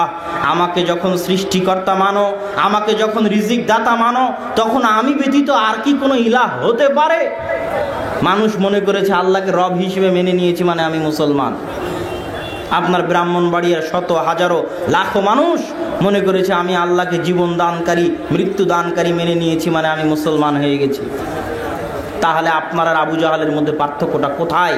আবু জাহালও তো আল্লাহকে জীবন দানকারী আর মৃত্যু দানকারী বলে বিশ্বাস করত। সমস্যা হচ্ছে আপনি এখনো বুঝেননি ইলাহ কাকে বলে, উলুহিয়াত কাকে বলে। আপনি যে রোজ পড়তেছেন লা ইলাহা ইল্লাল্লাহ, জিকির করতেছেন লা ইলাহা ইল্লাল্লাহ, তো এই অর্থটা কি, ইলাহ মানেটা কি, এটা আপনি এখন পর্যন্ত বুঝতে পারেননি। এইটা বুঝাটাই হচ্ছে তাওহীদ, এটা বুঝাটাই হচ্ছে প্রকৃত মুমিন হওয়া। এই ইলাহের জায়গায় আবু জাহাল আর মুহাম্মদ সাল্লাল্লাহু আলাইহি ওয়াসাল্লামের ঈমানের পার্থক্য। আল্লাহ সুবহানাহু ওয়া তাআলা কোরআনের সূরা ফাতিহাতে বলছেন আলহামদুলিল্লাহি রাব্বিল আলামিন, প্রশংসা রব্বুল আলামিনের, আলামিনের রবের। আল্লাহ বলেননি আলহামদুলিল্লাহি রাব্বিল মুসলিমিন, আলহামদুলিল্লাহি রাব্বিল মুমিনিন, আলহামদুলিল্লাহি রাব্বিল মুজাহিদিন, আলহামদুলিল্লাহি রাব্বিল মুহাজিরিন ওয়ান নাসারা। প্রশংসা মুমিনদের রবের, প্রশংসা মুসলমানদের রবের, প্রশংসা মুজাহিদদের রবের, প্রশংসা আনসারি মুহাজিরদের রবের। এটা আল্লাহ সুবহানাহু ওয়া তাআলা বলেননি, বলেছেন আলামিন, আসমান জমিন এবং তার মাঝে যা কিছু আছে তাদের সকলের রব। মানে ইহুদিরও রবকে, রব মানে লালন পালন কর্তা। রব্বির হামহুমা কামা রব্বায়ানি, রব্বি হে লালন পালন কর্তা, ইরহামহুমা তাদের উপর দয়া করুন, কামা রব্বায়ানি যেমন ভাবে তারা আমাদের লালন পালন করেছিল। দুটোই রব। রব্বি হে লালন পালন কর্তা, দয়া করুন তাদের প্রতি, রব্বায়ানি যেমন ভাবে তারা লালন পালন করেছিল আমাকে ছোট অবস্থায়। তো রব মানে লালন পালন করেন যিনি, খেতে দেন যিনি, জীবন মৃত্যুর মালিক যিনি, রুজি রুটি দেন যিনি, বৃষ্টি বর্ষণ করেন যিনি, ফসল ফলাদি উৎপন্ন করেন যিনি, তিনি রব। তো যে আল্লাহ সুবহানাহু ওয়া তাআলাকে রোজ গালি দেয়, ওরও জীবন মৃত্যুর মালিক কে? আল্লাহ। যে ইহুদি, যে খ্রিস্টান, ওরও রিজিক দাতাকে? আল্লাহ। এই জন্য আল্লাহ রব্বুল আলামিন, আসমান জমিন এবং তার মাঝে যা কিছু আছে সকলের লালন পালন কর্তা। ওমা মিন দাব্বাতিন ফিল আরদি ইল্লা আলাল্লাহি রিজকুহা, জমিনের বুকে বিচরণ করে। দাব্বা মানে বিচরণ করা, দাব্বাতিন মানে বিচরণকারী, জমিনের বুকে চলে বিচরণ করে এরকম কোন পশু পাখি কীট পতঙ্গ পোকামাকড় মানুষ জীবজন্তু নাই যাদের রিজিকের দায়িত্ব আল্লাহ বহন করেন না। ইনি হচ্ছেন রব, রব্বুল আলামিন। তার এক দয়ায় 99 ভাগ দয়া আল্লাহ কিয়ামতের জন্য রেখে দিয়েছেন, 1 ভাগ দয়ায় দুনিয়ার কাফের মুশরিকও খেতে পায়, তাদেরও তিনি রব। কিন্তু তিনি ইলাহ, সবাই তাকে ইলাহ মানে না। সবাই তাকে কি মানে না? ইলাহ মানে না। এই জন্য আল্লাহ সুবহানাহু ওয়া তাআলা কালেমা দেননি যে লা রব্বা ইল্লাল্লাহ, আল্লাহ ব্যতীত কোনো রব নেই। এটা কি কালেমা? এটা কালেমা নয়। আল্লাহ সুবহানাহু ওয়া তাআলা কালেমা দিয়েছেন লা ইলাহা ইল্লাল্লাহ। লা রব্বা ইল্লাল্লাহ কেন বলেননি? যে যুগেই গেছেন সবাই তো আল্লাহকে রব হিসেবে মানে। আবু জাহালও আল্লাহকে রব হিসেবে মানে, আবু তালেবও আল্লাহকে রব হিসেবে মানে। আজকে আমি ব্রাহ্মণবাড়িয়াতে যদি বক্তব্য দিয়ে যাই সবাই আল্লাহকে রব হিসেবে মানেন। আল্লাহ রিজিক দাতা, জীবন দানকারী, মৃত্যু দানকারী। কোনো বেদাতি মুশরিকের সরিষা সমপরিমাণ সমস্যা হবে না, হবে না। কেন? তারা সবাই আল্লাহকে রব হিসেবে মানে। ইলাহের আলোচনায় যখনই ঢুকবো তখন আবু জাহাল, আবু লাহাবের যেমন সমস্যা হয়েছিল, ব্রাহ্মণবাড়িয়ারও একদল মানুষের সমস্যা হবে। এটাই হচ্ছে ইলাহ, উলুহিয়্যাহ। ইলাহ কাকে বলে? ইলাহ মানে মানুষ বিপদে আপদে পড়ে, সমস্যায় পড়ে যার নিকটে আশ্রয় স্থাপন করে, আশ্রয় চায়, যার নিকটে ফিরে যায়, যার ইবাদত করে, তিনি হচ্ছেন ইলাহ, উলুহিয়্যাহ। যার দাসত্ব করে, যার বান্দেগি করে, যার ইবাদত করে, যার সামনে মাথা নত করে, যার সামনে হাত পাতে, তাকে বলা হয় ইলাহ। আল্লাহ সুবহানাহু ওয়া তাআলা চাইলে বলতে পারতেন, যেমন পরের বাক্যে বলেছেন, আপনারা জানেন যে লা ইলাহা ইল্লাল্লাহর পরে আপনারা বলেন যে মুহাম্মদ রাসূলুল্লাহ, বলেন না? তো আশহাদু আন্না মুহাম্মাদ রাসূলুল্লাহ, আমি সাক্ষ্য দিচ্ছি মুহাম্মদ আল্লাহর রাসূল। তো এই পরের বাক্যটা যেমন আগের বাক্যটা ঠিক তেমনই হতে পারত। পরের বাক্যটা আশহাদু আন্না মুহাম্মদ রাসূলুল্লাহ, তো আগের বাক্যটা হতো আশহাদু আন্নাল্লাহ ইলাহ, আমি সাক্ষ্য দিচ্ছি যে আল্লাহ হচ্ছেন ইলাহ। যেমন পরের বাক্য আমি সাক্ষ্য দিচ্ছি যে মুহাম্মদ হচ্ছেন আল্লাহ রাসূল। এটা হতে পারতো, এটাই হওয়া দাবি ছিল, কিন্তু এরকম হয়নি। কেন হয়নি? আল্লাহ লা ইলাহা ইল্লাল্লাহ কেন বললেন? মুহাম্মদ রাসূলুল্লাহর মতো কেন বললেন না যে আল্লাহ ইলাহ? এইটা কেন বললেন না? আজকে আমি আপনার ব্রাহ্মণবাড়িয়া কসবায় বক্তব্য দিতে এসেছি। আমার আগে শ্রদ্ধেয় শায়েখ ডক্টর আবু বকর জাকারিয়া হাফিজাহুল্লাহ বক্তব্য দিয়ে গেলেন। তার আগে ডক্টর ইমামউদ্দিন বিন আব্দুল বাসির বক্তব্য দিয়ে গেছিলেন। তো যখন ডক্টর ইমামউদ্দিন বিন আব্দুল বাসির আসছে তখন আপনি তাকে বলেছেন, সাহেব আমি আপনাকে ভালোবাসি, আপনার বক্তব্য শুনি। আবু বকর জাকারিয়া যখন আসছে তখন আবু বকর জাকারিয়া সাহেবকে আপনি বলেছেন, সাহেব আমি আপনাকে ভালোবাসি, আমি আপনার বক্তব্য শুনি।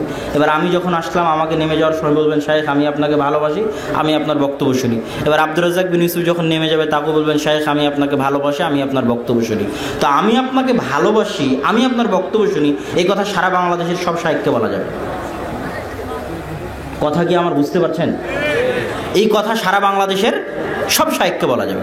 আল্লাহ আপনি ইলাহ, তার আগে বলি মুহাম্মদ সাল্লাল্লাহু আলাইহি সাল্লাম আপনি আল্লাহ রাসূল, এই কথা মুহাম্মদ সাল্লাল্লাহু আলাইহি সাল্লামকে বলা যাবে। মুসা আলাইহিস সালাম আপনি আল্লাহ রাসূল, এই কথা মুসা আলাইহিস সালামকে বলা যাবে। ঈসা আলাইহিস সালাম আপনি আল্লাহ রাসূল, এই কথা ঈসা আলাইহিস সালামকে বলা যাবে। নূহ আলাইহিস সালাম আপনি আল্লাহ রাসূল, এই কথা নূহ আলাইহিস সালামকেও বলা যাবে। কথা কি আমার বুঝতে পারছেন? কারণ আপনি যদি বলেন আল্লাহ আপনি ইলাহ, এই কথা আল্লাহকেও বলা যাবে। আল্লাহর কাছ থেকে সরে গিয়ে আরেকজনকে বলবেন যে আব্দুল কাদের জিলানী আপনি হলেন ইলাহ, ওখান থেকে সরে গিয়ে শাহজালালের কবরে গিয়ে বলবেন আপনি হলেন ইলাহ, ওখান থেকে পীরের কাছে গিয়ে বলবেন যে আপনি হলেন ইলাহ, ওখান থেকে তাবিজের কাছে গিয়ে বলবেন যে আপনি হলেন ইলাহ। কথা বুঝতে পারছেন? আন্নাল্লাহ ইলাহ, আল্লাহ ইলাহ এই কথা বললে সবার সামনে বলা যেত। যেমন রাসূলুল্লাহ মুহাম্মদ রাসূলুল্লাহ, যুগ পরিবর্তন হয়েছে, পরিবর্তন হতে থেকেছে। মুসা রাসূলুল্লাহ, ঈসা রাসূলুল্লাহ, নূহ রাসূলুল্লাহ, চেঞ্জ হতে থেকেছে। শত রাসূল শতবার বাক্য পরিবর্তন হচ্ছে। এইটার যেন আপনি সুযোগ না পান এই জন্য বাক্যটা উল্টে গেছে। বাক্যটা এইভাবে হয়েছে, লা ইলাহা, দুনিয়ার যত কিছুকে তুমি ইলাহ মানো, ইলাহের মর্যাদা দাও, সরিষা সম পরিমাণ উলুহিয়াতের মর্যাদা দাও, চুল সম পরিমাণ উলুহিয়াতের মর্যাদা দাও। ওই সমস্ত ইলাহকে আগে লাথি দিয়ে পা দিয়ে পিষে ভেঙে চুরমার করতে হবে, তারপরে বলতে হবে যে সব বাদ, একমাত্র ইলাহ হচ্ছেন আল্লাহ সুবহানাহু ওয়া তাআলা। এটা হলো লা ইলাহা ইল্লাল্লাহর অর্থ। লা ইলাহা ইল্লাল্লাহ বললে অন্য কারো মাঝে উলুহিয়াত ঢুকানোর সরিষা সম পরিমাণ, চুল সম পরিমাণ সুযোগ থাকবে না যে আল্লাহ কাউকে মানি না, শুধু আপনার উলুহিয়াতকে মানি। এটা হলো লা ইলাহা ইল্লাল্লাহ। আল্লাহ সুবহানাহু ওয়া তাআলা কোরআনে বলতে পারতেন যে না'বুদুকা ওয়া নাস্তাঈনুকা, হে আল্লাহ আমি আপনার ইবাদত করি, আমি আপনার নিকটে সাহায্য চাই। সেটা না বলে আল্লাহ বললেন ইয়্যাকা না'বুদু ওয়া ইয়্যাকা নাস্তাঈন।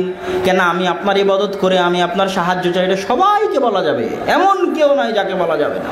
সবার সামনে গিয়ে বলা যাবে আমি আপনার ইবাদত করি, আমি আপনার সাহায্য চাই। এই অনুবাদ করলে অনুবাদ ভুল হবে।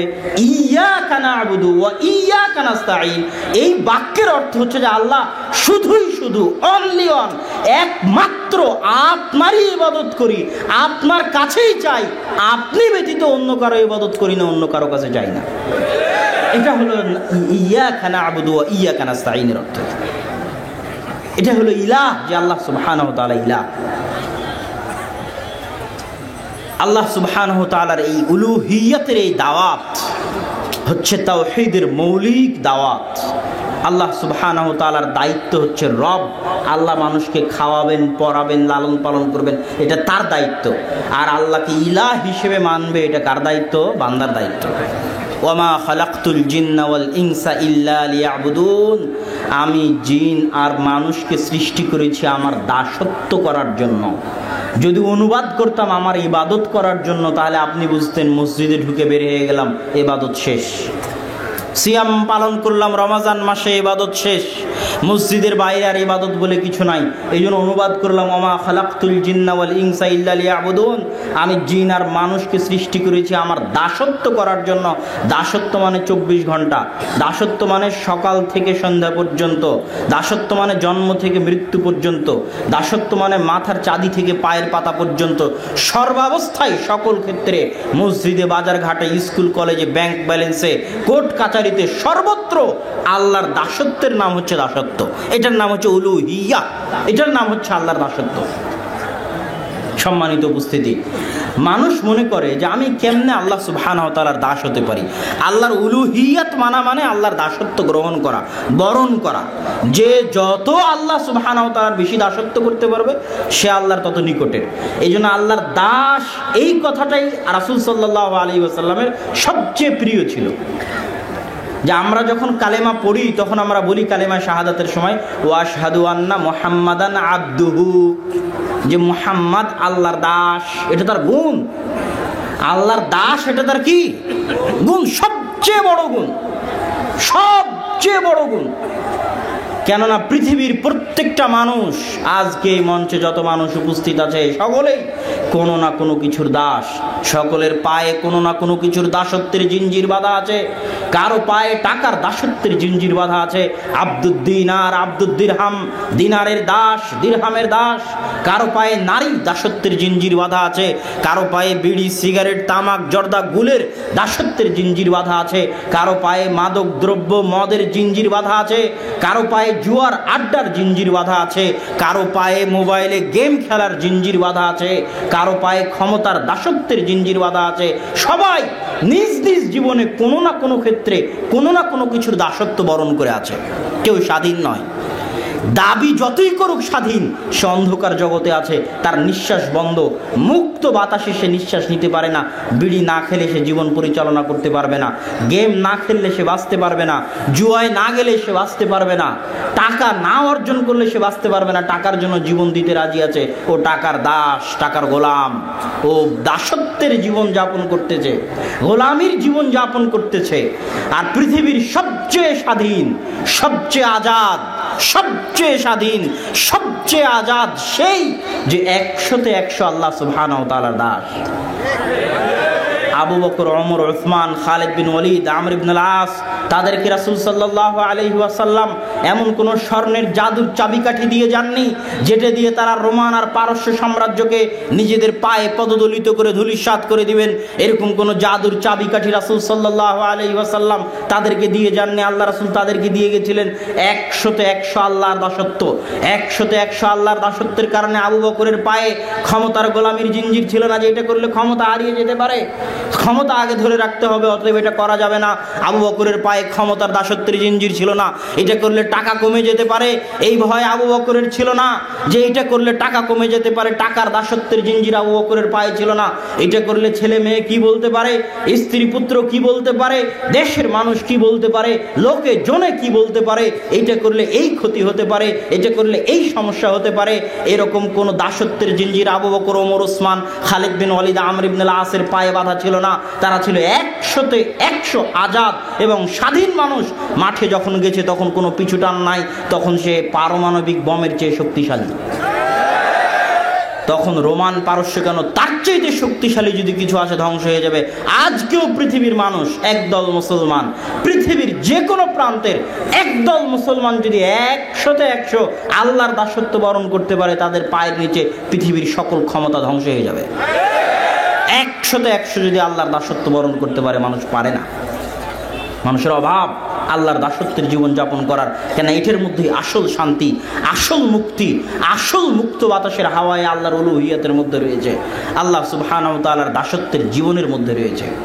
সম্মানিত উপস্থিতি, আমরা আলোচনা করছিলাম তাওহীদের, রব এবং ইলাহের পার্থক্যের।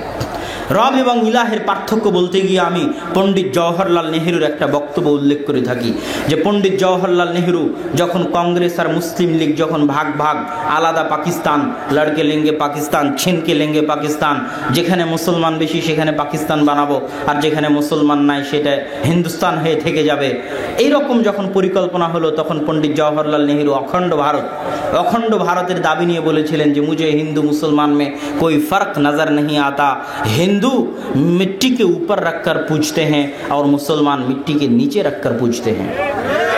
আমি পণ্ডিত জওহরলাল নেহরু হিন্দু মুসলমানের মধ্যে কোনো পার্থক্য দেখতে পাই না। হিন্দু মুসলমানের মধ্যে পার্থক্য এতটুকুই যে হিন্দুরা মাটির উপর মূর্তি বানিয়ে পূজা করে আর মুসলমানেরা মাটির নিচে শুয়ে থাকা বাবার পূজা করে, এতটুকুই পার্থক্য। হিন্দু যায় দুর্গার পূজা করতে আর মুসলমান যায় দরগার পূজা করতে, এতটুকুই পার্থক্য। এই জায়গাতেই হচ্ছে রব আর ইলাহের পার্থক্য। তথা এরা সবাই ওই হিন্দু আর এই মুসলমান, যেই হিন্দু দুর্গার পূজা করে আর যেই মুসলমান দরগায় যায়, যেই হিন্দু একটা মূর্তি উপরে বানিয়ে পূজা করে আর যেই মুসলমান মাটির নিচে শুয়ে থাকা, সেই দুই মুসলমান আর হিন্দু সবাই আল্লাহকে রব হিসেবে বিশ্বাস করে, ইলাহ হিসেবে কেউ বিশ্বাস করে না। এরা লা ইলাহা ইল্লাল্লাহ এটার দাবিতে মিথ্যুক। তারা লা ইলাহা ইল্লাল্লাহ এই দাবিতে কি মিথ্যুক। এই জন্য আল্লাহ সুবহানাহু ওয়া তাআলা কোরআন মাজিদে ঘোষণা দিয়ে দিয়েছেন যে পৃথিবীর অধিকাংশ মানুষ ঈমান আনার পরেও মুশরিক, ঈমান আনার পরেও মুশরিক। তো ইলাহে যখনই শিরক কি জিনিস, আল্লাহর উলুহিয়াতে, আল্লাহর দাসত্বে যখন সরিষা সমপরিমাণ অংশীদার আপনি কাউকে দিবেন, শেয়ার দিবেন, ভাগ দিবেন চুল সমপরিমাণ, তখন আপনি শিরিক করলেন। শিরিক মানে হচ্ছে ভাগ দেওয়া। বলে না শরিকানার ব্যবসা, অমুক আমার শরিক, এই জায়গা থেকে শিরিক শব্দটা এসেছে। শেয়ার করা, ভাগ করা মানে শিরিক। আপনি আল্লাহর উলুহিয়াতে সরিষা সমপরিমাণ, চুল সমপরিমাণ অন্য কাউকে ভাগ দিলেন মানে শিরিক করলেন। এটা কেমন অপরাধ? আপনি আপনার স্ত্রীকে খাওয়ান, পরান, বাড়ি গাড়ি দিয়েছেন, ব্যাংক ব্যালেন্স দিয়েছেন। আপনার স্ত্রীর ক্ষেত্রে আপনি হচ্ছেন তার লালন পালন কর্তা। সে আপনার খায় কিন্তু ভালোবাসে আর একজনকে। এটা যেমন অন্যায়, অত্যাচার, জুলুম। সে যেমন তার স্বামীতে শরিক স্থাপন করেছে, শিরিক করেছে, সেটা যদি সরিষা সমপরিমাণ হয়ে থাকে, চুল সমপরিমাণ হয়ে থাকে, তাহলে সেটা অত্যাচার। তো আপনাকে খাওয়ায় পড়ায় কে? আল্লাহ সুবহানাহু ওয়া তাআলা। জমিনে চলেন কার? আসমান কার? ওই যে আল্লাহ জিজ্ঞেস করে নিল না, কোরআনের যে আয়াত দিয়ে আলোচনা শুরু করে নিয়েছিলাম, ওগুলো তো আল্লাহ আপনাকে জিজ্ঞেস করে নিল যে জমিনের মালিক কে? আল্লাহ। আসমানের মালিক কে? আল্লাহ। বৃষ্টি বর্ষণ করে কে? আল্লাহ। ফসল ফলাদি উৎপাদন করে কে? আল্লাহ। জমিনকে শূন্য স্থির করেছে কে? আল্লাহ। তাহলে শাহজালালের মাজারে সিজদা দিস কেন? এটা হলো আল্লাহর প্রশ্ন। সিজদা তাহলে কোথায় দিবি? আল্লাহর দরবারে সিজদা দিবি। তাহলে তাবিজ গায়ে লাগাস কেন? আল্লাহ জিজ্ঞাসা। সৃষ্টিকর্তা যদি আল্লাহ হয়, রিজিক দাতা যদি আল্লাহ হয়, তো আরোগ্য দানকারী কে? আল্লাহ সুবহানাহু ওয়া তাআলা। তাহলে তুই হাতের রাশি পরীক্ষা করিস কেন? আল্লাহ সুবহানাহু ওয়া তাআলা যদি রিজিক দাতা হয়, সৃষ্টিকর্তা হয়, তো ভবিষ্যতের জ্ঞান একমাত্র তিনিই জানেন, দুনিয়ার কেউ জানে না। তাহলে যখনই তুই হাত দিয়ে হাতের রাশি পরীক্ষা করেছিস, পত্রিকায় পড়েছিস হাতের রাশি, তখন তোর উলুহিয়াত কেটে গেছে, শিরিক ঢুকে গেছে। পৃথিবীর যে কোনো স্থান, কাল, পাত্র, সময়, ব্যক্তি, গাছ, পাথর, নদী, নালা, যে কোনো কিছুকে মানুষ যদি স্বাভাবিকের চাইতে একটু ব্যতিক্রম করে দেখে, শিরকের মধ্যে পড়ে যাবে। যে কোনো সময় মানে আজকের দিন সোমবার, শুভ দিন, হিন্দুদের বিবাহ হয় শুভকাল দেখকার, শুভ সময় দেখে হিন্দুদের বিবাহ হয়। যে শুভ পরাহ্ন বের করেন, হিন্দুদের কাছে গিয়ে স্বামী স্ত্রী দুইজনের হাত পরীক্ষা করে পণ্ডিত বের করে যে অমুক দিন তাদের বিবাহ হবে শুভ। তাহলে একটা দিনকে সে স্বাভাবিকের চাইতে বেশি মর্যাদা দিচ্ছে। আপনি বললেন সোমবারের দিন এইটা করা হবে না, বাকি দেওয়া হবে না, গাছ কাটা হবে না, অমুক দিনের এই সিস্টেম, অমুক দিনের এই সিস্টেম, এই মাসে বিয়ে করা হবে না, ওই মাসে বিয়ে করা হবে, এই দিনে বিয়ে করা হবে না, এই দিনে বিয়ে করা হবে। এই যে একটা দিনকে, একটা সময়কে আপনি স্বাভাবিকের চাইতে বেশি কিছু ভাবতেছেন। আল্লাহর সব দিন সমান, আল্লাহর 12 মাস সমান, আল্লাহর 7 দিন সমান, আল্লাহর এই 7 দিনে শুভ অশুভ বলে কিছু নেই। যখনই আপনি স্বাভাবিকের চাইতে সরিষা সমপরিমাণ বেশি করে দেখবেন, কোথায় পা দিয়ে দিবেন? জোরে বলতে হবে, কোথায়? শিরকে।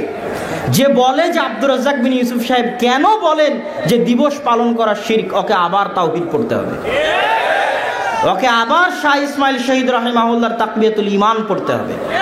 দিনের যে কোনো সময়কে আপনি জন্মদিবস পালন করলেন, সরিষা সমপরিমাণ স্বাভাবিকের চাইতে আপনি ওই দিনকে মূল্যায়ন দিচ্ছেন।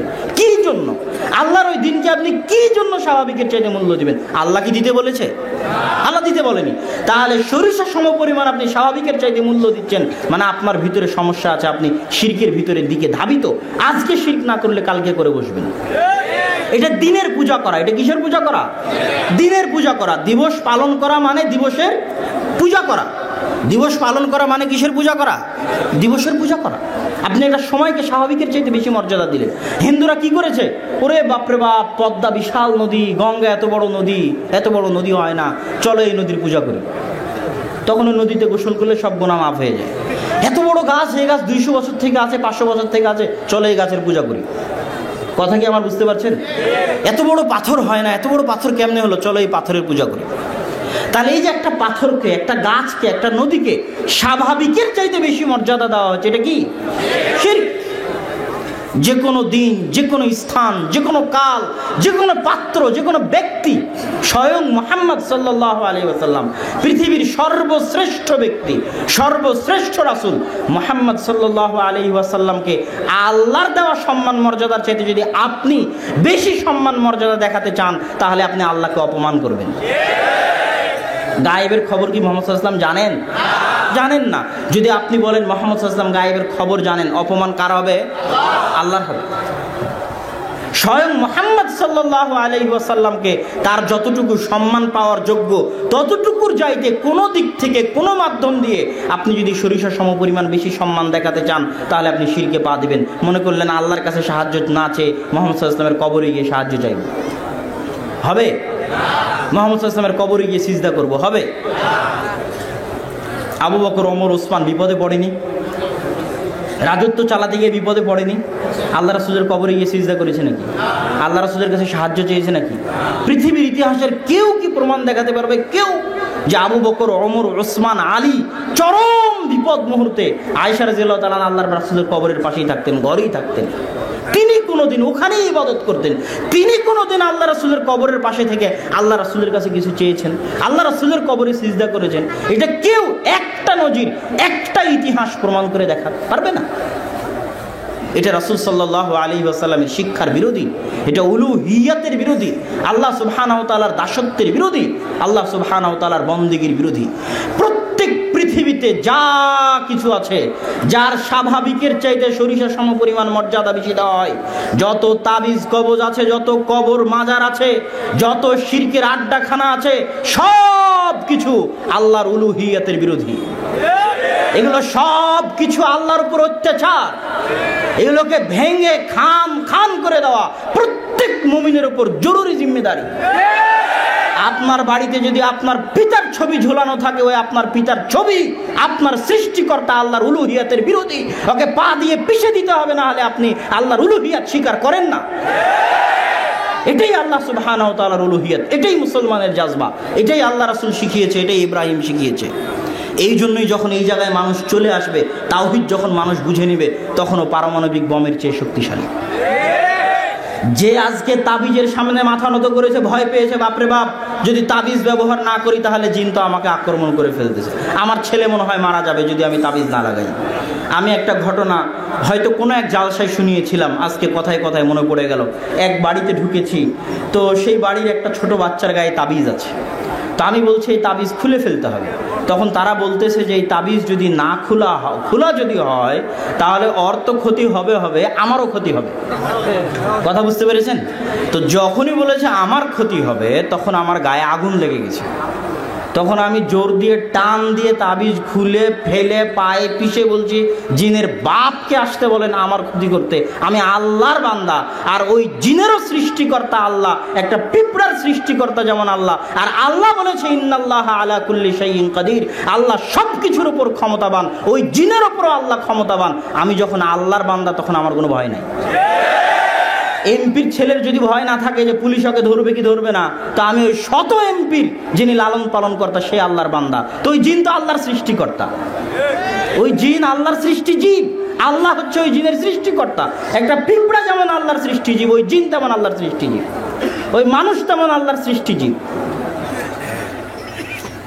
যে একবার তাবিজকে ভয় পেয়ে গেল, যে একবার জিনকে ভয় পেয়ে গেল, যে একবার কবরের সামনে মাথা নত করে ফেললো, ও অবশ্যই একদিন আমেরিকা ইসরায়েলের গোলামি করবে, ও অবশ্যই একদিন ভারতের গোলামি করবে, দাসত্ব করবে, ও অবশ্যই অমুসলিমদের পায়ের নিচে মাথা নত করবে, টাকার সামনে বিক্রি হয়ে যাবে, ক্ষমতার সামনে বিক্রি হয়ে যাবে, দাসত্বের জীবন যাপন করবে। আর যে কোনোদিন তাবিজ কবজ মাদুলি ইত্যাদি কবর পূজা মাজার পূজা ইত্যাদির সামনে মাথা নত করেনি, 100তে 100 আল্লাহর দাস আল্লাহর গোলাম, ওকে পৃথিবীর কোনো শক্তি কিনতে পারবে না। ও পারমাণবিক বোমের চেয়ে শক্তিশালী, ওর ভাগ্যে বিজয় লেখা আছেই, ও যদি একাই থাকে তবু ও হচ্ছে ইব্রাহিমের মতো। অতএব মুসলমানকে আসল স্বাদ নিতে হবে তাওহীদের স্বাদ। তাওহীদের স্বাদ পৃথিবীতে সবচেয়ে মজার, সবচেয়ে আসল স্বাদ। আপনাকে পৃথিবীর সব দাসত্ব থেকে মুক্ত করে দিবে, পূর্ণ আজাদ করে দিবে, স্বাধীন নিঃশ্বাসে পৃথিবীতে চলতে পারবেন। সরিষা সমপরিমাণ ভয় হবে না পৃথিবীতে চলতে, যে না জানি এই চাকরি যদি ছেড়ে দিই তাহলে মনে হয় আমার রুজি রুটি বন্ধ হয়ে যাবে। মানে আপনি আল্লাহর 100তে 100 দাসত্ব গোলামি করেন না, আপনি এখনো টাকার দাসত্বের মধ্যে আছেন, চাকরির দাসত্বের মধ্যে আছেন, আপনার পায়ে গোলামির জিঞ্জির বাঁধা আছে। আপনি যখন 100তে 100 আল্লাহর দাসত্ব বরণ করবেন, তখন মরলেও হাসি মুখে মরতে পারবেন, ফাঁসির কাছে গিয়েও হাসতে পারবেন। ফাঁসির কাছে গিয়ে হাসতে কি লাগবে? 100তে 100 আল্লাহর দাসত্ব লাগবে, আল্লাহর সাথে মুমিন অবস্থায় সাক্ষাতের আনন্দ লাগবে, আল্লাহর দরবারে তার উলুহিয়াতে 100তে 100 বিশ্বাস করে আল্লাহর দরবারে যাওয়ার যে আনন্দ, ওই আনন্দের অনুভূতি লাগবে। তখন ফাঁসির দরবারে থাকলেও মুখে হাসি থাকবে। এটাই উলুহিয়তের পাওয়ার, এটি আল্লাহ সুবহানাহু ওয়া তাআলার দাসত্ব একত্ববাদের পাওয়ার, এটাই ইসলামের মৌলিক জিনিস। আর এই তাওহীদের এত ফজিলত, এত ফজিলত, এত ফজিলত, এত ফজিলত যে দলিল পরে দিচ্ছে, আগে শুনেন, যে একদিনও আল্লাহ সুবহানাহু ওয়া তাআলার জন্য সালাত, সিয়াম, হজ, যাকাত কিছুই আদায় করে না, ও ওর চেয়ে ভালো যে শাহজালালের মাজারে সিজদা দেয়। কথা কি আমার বুঝতে পেরেছেন? মানে আল্লাহর ইবাদত না করা আল্লাহর সাথে কাউকে শরীক করার চেয়ে ভালো। কোনো কিছুরই ইবাদত করলেন না, এমনি থাকলেন দুনিয়াতে, কোনো কিছুর সামনে মাথা নত করলেন না, এমনি দুনিয়া থেকে চলে গেলেন, আল্লাহর সামনে মাথা নত করলেন না, ও ভালো ওর চাইতে যে আল্লাহ ব্যতীত অন্য কারোর সামনে মাথা নত করেছে। এই জন্য আল্লাহ সুবহানাহু ওয়া তাআলা বলেছেন, ইন্নাল্লাহা লা ইয়াগফিরু আন ইউশরাকা বিহি ওয়া ইয়াগফিরু মা দুনা যালিকা লিমান ইয়াশা। ফাইনাল জান্নাতে হিয়াল মাওয়া। পৃথিবীর মানুষ শুনে রাখো, তোমরা যারা অশ্লীল কাজকে বন্ধ করতে পারবে, আমি আল্লাহ তোমাদেরকে জান্নাতুল মাওয়া দিয়ে দিলাম। পৃথিবীর মানুষ, আমি ঘোষণা দিয়ে দিলাম তোমাদের জন্য জান্নাতুল মাওয়া রেডি করেছি, যারা যারা অশ্লীল কাজ বন্ধ করেছে। মুসলিম বোন, আপনি যদি অশ্লীল কাজ বন্ধ করতে পারেন, আপনার জন্য জান্নাতুল মাওয়া রেডি আছে, সব জান্নাতের দরজা খোলা। আর একটা কথা আপনার সাথে শোনেন, এদিকে শোনেন, কথা বলছেন নাকি এখনো? এই মেঘ, দেখেন আপনি, আপনার জন্য জান্নাত কত সহজ। আল্লাহ নবী বলছেন, নবীগণ জান্নাতে যাবেন, শহীদেরা জান্নাতে যাবে, সত্যবাদীরা জান্নাতে যাবে, মহিলারাও জান্নাতে যাবে। তবে আপনি কিন্তু এই সিরিয়ালে আছেন, কিন্তু আপনার সাথে একটা বাক্য লাগা আছে, তবে। তবে যদি তারা স্বামীকে মেনে চলে, এইটা আল্লাহ রাসূল লাগিয়ে দিয়েছেন, আমাদের তো আর কিছু করার নেই। স্বামীকে মেনে চলতে পারে মহিলারা তিনটা পদ্ধতিতে। এক, আল্লাহ রাসূল বলছেন, স্বামীর সাথে কথা বললে হাসি মুখে বলে, এই অভ্যাস আপনাকে জরুরিভাবে করতে হবে। দুই, স্বামী আদেশ করলে পালন করে, ভুলেও কোনো সময় বলবেন না আপনার কাছে এক গ্লাস পানি চেয়েছে, আপনি বলবেন না যে ওখানে তো গ্লাস আছে, পানি ঢেলে খান, এভাবে বলবেন না, আদেশ করলে পালন করে। তিন, স্বামী যখন বাড়িতে থাকে না তখন নিজেকে গুটিয়ে রাখে, কারোর সাথে মোবাইলে গল্প করে না, দেবরের বাসায় চলে যায় না, চাচির বাড়ি চলে যায় না, কোথাও যায় না, নিজেকে গুটিয়ে রাখে। এই তিনটা গুণ আছে যার, সেই হলো ভালো নারী। সেই সিরিয়ালে জান্নাতীদের মধ্যে আছে। এক, নবীগণ জান্নাতে যাবেন। দুই, শহীদেরা জান্নাতে যাবে। তিন, সত্যবাদীরা জান্নাতে যাবে। চার, মহিলারা জান্নাতে যাবে। তবে বুঝাতে পারিনি মনে হয়। এরকম সুযোগ কিন্তু পুরুষের নেই। এরকম কোনো হাদিস আপনার জন্য আমরা বলতে পারি না, আমার জানা নেই যে আপনার জন্য জান্নাত সহজ। কেউ যদি বলে, আব্দুর রাজ্জাক সাহেব থামেন থামেন থামেন, আপনার বক্তব্য একদিন শুনেছিলাম যে অজু করার পরে যদি কেউ বলে আশহাদু আল্লা ইলাহা ইল্লাল্লাহু ওয়াহদাহু লা শারীকা লাহু ওয়া আশহাদু আন্না মুহাম্মাদান আবদুহু ওয়া রাসূলুহু, তাহলে জান্নাতের সব দরজা খোলা। হ্যাঁ, কথা তো ঠিক, ওরাও তো হাদিস বুখারী মুসলিমের, যে অজু করার পরে এই দোয়া পড়লে জান্নাতের সব দরজা খোলা। তো ওটা আপনার জন্য যা মহিলার জন্য তাই। বুঝাতে পারিনি মনে হয়। মানে আপনি যদি অজু করার পরে এই দোয়া পড়েন তাহলে আপনার জন্য জান্নাতের দরজা খোলা, আর আপনার বোন যদি এই দোয়া পড়ে তাহলে তার জন্য জান্নাত খুলবে না? সবার জন্য। তাহলে আপনার জন্য পৃথক কিছু নেই। মহিলাদের মান ভিন্ন, মহিলারা বুঝলো না, সেজন্য গার্মেন্টসে চাকরি করে দাবি জানিয়েছে। নারীবাদী শিক্ষা নাই, দীক্ষা নাই, বুদ্ধি নাই, বিবেচনা নাই, হোস নাই, গায়ন নাই, কোরআন মাজিদ নাই, কিচ্ছু নাই, এটা দাবি ঠিক আছে। রাসূল সাল্লাল্লাহু আলাইহি ওয়াসাল্লাম বলছেন যে কেউ যদি দুইজন মেয়ের লালন পালন করে তাহলে আমি আর ওই লোকটা জান্নাতে থাকবো এইভাবে। তখন আঙ্গুল দুটি জমা করে দিয়েছে। আবার বলেছেন কেউ যদি এতিমের লালন পালন করে সে লোকটা আর আমি জান্নাতে একসাথে থাকবো এরকম। তখন দুটা আঙ্গুলের মাঝে একটু ফাঁকা রেখেছেন। না, কথা যে বুঝাতে পারলাম না, আবার বলতে হবে মনে হয়, বলতে হবে না? তার মানে মেয়েদের মান সম্মান অনেক বেশি। দুইটা মেয়ের লালন পালনের বিনিময় জান্নাত, আবার রাসূলের সাথে, আবার একসাথে, ফাঁকা নাই। আর ইয়াতিমকে লালন পালন করলে রাসূলের সাথে থাকতে পাওয়া যাবে, তবে একসাথে নয়। এ দেখেন ফাঁকা, ওদের দাম বেশি। 10টা ছেলেকে যদি মাস্টার ডিগ্রি পাস করান, লন্ডন থেকে পড়িয়ে নিয়ে আসেন, 1 পয়সা লাভ নাই। কিভাবে লাভ? আব্দুর রাজ্জাক সাহেব, আপনি যে একদিন বলছিলেন যে ভালো ছেলে বাপের জন্য যদি দোয়া করে, তো ভালো ছেলে যদি বাপের জন্য দোয়া করে তো ভালো, তাহলে মেয়েও যদি বাপের জন্য দোয়া করে তো ভালো। কথা বুঝাতে পারিনি? সব সুবিধা মেয়ের কাছে, ছেলের কাছে সুবিধা নেই। আব্দুর রাজ্জাক সাহেব, ছেলেকে পড়াবো কেন? বাপ হয়েছেন এই জন্য।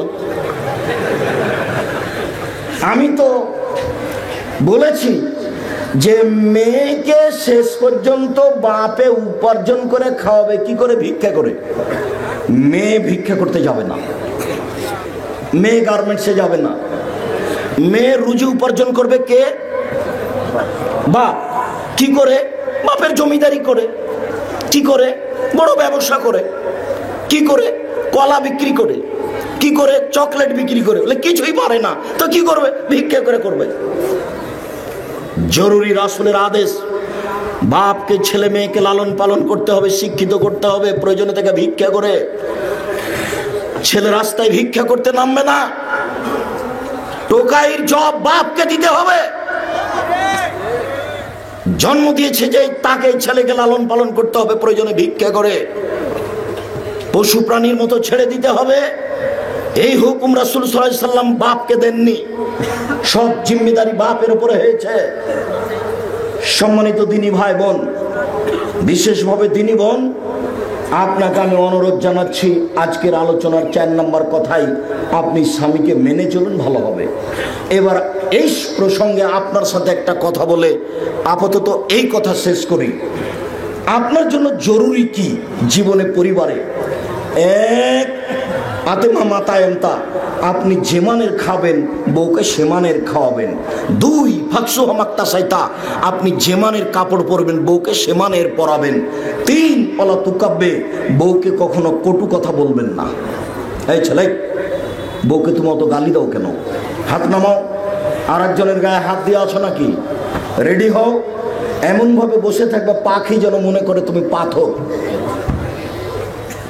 বউকে অত গালি দাও কেন? মুখের ভাষা কেন তোমার খারাপ? এত কেন স্বভাব তোমার দুর্বল? কথায় কথায় তুমি বউকে গালি দাও কেন? আর এক ঘরের মেয়ে তোমার বাড়িতে এসেছে, তোমার সাথে থাকে, খায়, তোমার আচরণ তার সাথে এত কেন খারাপ? রাসূল সাল্লাল্লাহু আলাইহি সাল্লাম বলছেন বউকে কটু কথা বলতে পাবা না। ভুলেও বলবেন না আপনি যে তোমার ঠোঁটটা মোটা। একবার ঠোঁট মোটা বললে 10 বছর আপনাকে ভালোবাসবে না। ভুলে আপনি বলতে পাবেন না তোমার রংটা কালো। একবার রং কালো বললে আপনাকে 10 বছর ভালোবাসবে না। আপনি শুধু প্রশংসা করবেন, খালি বলবেন তুমি এমন মহিলা, তোমার মতো আমি কোনো মহিলাই দেখি না, তুমি খুব ভালো। তাহলে আপনার সারা রাত পা টিপে দেবে। প্রশংসায় খুশি, প্রশংসায় খুশি। কখনো কটু কথা বলবেন না। 4, মুখের উপরে পারবেন না। 5, এই হলো কারফিউ জারি। 5, আব্দুর রাজ্জাক সাহেব, আপনি যে বলছেন যে বাড়িতে কারফিউ জারি থাকবে, তো এটা কি হাদিসের কথা? জি, আমি বলিনি, কারফিউ শব্দটা নেই। তবে মুহাম্মদ সাল্লাল্লাহু আলাইহি ওয়াসাল্লাম বলছেন, ওয়ালা তাতরুকা ইল্লা ফিল বাইতে, তুমি তোমার বউকে তোমার বাড়ি ছাড়া কোথাও ছেড়ে রাখবে না। তোমার বউ তার বাপের বাড়ি যেতে পাবে না, চাচার বাড়ি যেতে পাবে না, খালার বাড়ি যেতে পাবে না, ভাবির বাড়ি যেতে পাবে না। জরুরি প্রয়োজন ছাড়া বাড়ির বাইরে যেতে পাবে না। জরুরি ঘোষণা। বিবাহের বাড়ি যাওয়ার তো কোনো প্রশ্নই আসে না। বিবাহের বাড়ি গেলে স্বামীর সংখ্যা বেশি হয়ে যাবে। বিবাহের বাড়ি থেকে দাওয়াত এসেছে, আপনি যাবেন, আপনার ছেলে যাবে, আপনার বউ যাবে না। জিম্মেদারি 5টা আপনি পালন করুন, সংসার সুন্দর হবে। কোনোদিন স্ত্রীর উপরে নরম হবেন না। আমার 5টা আজকে উপদেশ থাকলো কথার মধ্যে। 1, 5 ওয়াক্ত সালাত নামাজ। 2, হালাল রুজি। 3, কোরআন তেলাওয়াত। 4, দোকানপাটে বসে গল্প না করা। 5, স্ত্রীর উপরে কঠোর হবেন, ছেলে মেয়ের উপরে কঠোর হবেন। কঠোর মানে এদিক সেদিক ঘুরতে দেওয়ার ব্যাপারে, নগ্ন হয়ে চলার ব্যাপারে, নইলে তাহাজ্জুদ টিকবে না, পরকাল হারিয়ে যাবে। পরের কথাটি, সম্মানিত দিনী ভাই বোন,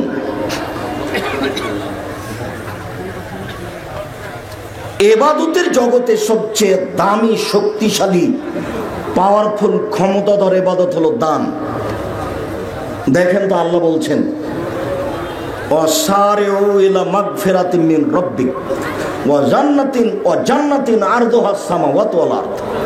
তোমরা দৌড়িয়ে যাও ভালো কাজে, জান্নাতের দিকে দৌড়িয়ে যাও, যেই জান্নাতের ব্যবধান হচ্ছে আকাশ জমিনের ব্যবধান। উইদ্দাতুল লিল মুত্তাকিন, যে জান্নাত পরহেজগার মানুষের জন্য রেডি করা হয়েছে। কে পরহেজগার? আল্লাযীনা ইউনফিকুনা ফিস সাররাই ওয়াদ দাররাই, সচ্ছল অবস্থায় যে দান করতে পারে, অসচ্ছল অবস্থায় যে দান করতে পারে, তার জন্য প্রস্তুত। এই ছেলে, আমি লম্বা আলোচনা করব না, প্রথমেই বলেছি আপনি কিছুক্ষণ অপেক্ষা করবেন। আপনি আপনার প্রয়োজন আমাকে দেখায়েন না, আপনার প্রয়োজন আসার পূর্বেই আমরা কথা শেষ করব। আপনি মনে রাখবেন, রাসূল সাল্লাল্লাহু আলাইহি সাল্লাম বলেন, প্রত্যেক দিন সকালে দুইজন ফেরেশতা আকাশ থেকে নেমে আসেন। একজন বলেন, আল্লাহুম্মা আ'তি লিকুল্লি মুনফিকিন খালাফ, আল্লাহ যে যেটুকু দিল তুমি তার সেটুকু পূর্ণ করে দাও। অপরজন বলেন, আল্লাহুম্মা আ'তি লিকুল্লি মুমসিকিন তালাফ, যে যতটুকু দিল না তুমি তার ততটুকু ধ্বংস করে দাও। হাদিস বুখারী মুসলিম। এই হাদিসের বিচার করেন তো দেখি, কি হাদিস তো বুখারী মুসলিম। আপনি যদি 10 টাকা দান করেন তাহলে ফেরেশতা বলবেন, আল্লাহ তুমি এটা পূর্ণ করে দাও। আর যদি 10 টাকা দান না করেন তাহলে আল্লাহ, ফেরেশতা বলবেন, আল্লাহ ওইটুকু তুমি ধ্বংস করে দাও। এটা কি? আল্লাহ তাআলা বলছেন, ইয়ামহাকুল্লাহু রিবা ইউরবিস সাদাকাত, সুদ মানুষের টাকাকে কমিয়ে দেয়, দান মানুষের টাকাকে বেশি করে দেয়। এর বাস্তবতা দেখান তো দেখি। সুদ তো আমি 100 টাকা দিয়ে 110 টাকা পেয়েছি, তো বাড়লো তো। আর আমি যদি 100 টাকা থেকে 10 টাকা দান করি আর ওই 90 টাকা আমি বাক্সে ঢুকিয়ে রাখি, 1 বছর পরে বের করলে 90 টাকাই থাকবে। তা আল্লাহ যে বলছেন যে সুদ মানুষের টাকাকে কমিয়ে দেয়, শোনেন, শুধু তাই নয়, আল্লাহর নবী বলেছেন, সুদের শেষ পরিণতি নিঃস্ব, ওকে ভিক্ষুক হতেই হবে, আজ হোক আর কাল হোক। যারা সুদ খায় তাকে নিজেই ভিক্ষুক হতে হবে, নইলে তার ছেলে ভিক্ষুক হবে, নইলে তার নাতি ভিক্ষুক হবে, টাকা থাকবে না। এই কথা আল্লাহ বলেন, এই কথা নবী বলেন। মানুষ যদি সুদ খায় তাহলে দেশের কয়েকজনের কাছে টাকা চলে যাবে, বাকিরা একেবারে নিঃস্ব হয়ে যাবে। পৃথিবীবাসী যদি সুদ খায় তাহলে পৃথিবীর কয়েকটা দেশে টাকা চলে যাবে, বাকি দেশগুলি কি হয়ে যাবে? নিঃস্ব হয়ে যাবে, দেউলিয়া হয়ে যাবে। এটা হতে হবে, আল্লাহ বলেছেন, এখানে কোনো মাপ নেই। আর আপনি দান করলে ধীরে ধীরে ধীরে ধীরে টাকা বাড়তে থাকবে। আপনি বুঝতে পারবেন না যে বছরের প্রথমে তো 20,000 ছিল, এখন কিভাবে 40,000 হলো।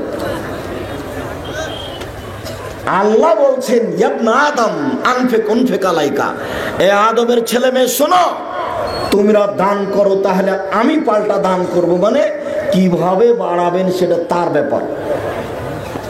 অতএব বিষয়টি খুব ভিন্নভাবে দেখার চেষ্টা করবেন।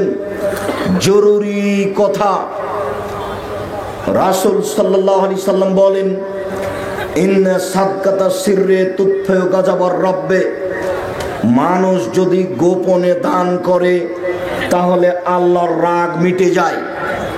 আল্লাহ আপনাকে জাহান্নামে দিতে চাচ্ছেন, আপনি 5,000 টাকা এই মাদ্রাসায় এসে গোপনে দিয়ে গেলেন, তখন আল্লাহ একেবারে ঠান্ডা হয়ে গেছেন, আপনার সাথে আর কোনো কথা নেই, যাও তুমি জান্নাতে চলে যাও, ঠান্ডা হয়ে গেছেন।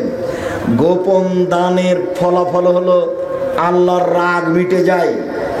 7 শ্রেণীর মানুষ বিশেষ ছায়াতলে থাকবে বিচারের মাঠে, তার এক শ্রেণীর মানুষ যারা গোপনে দান করে, যারা গোপনে দান করে তারা বিচারের মাঠে বিশেষ ছায়াতলে থাকবে।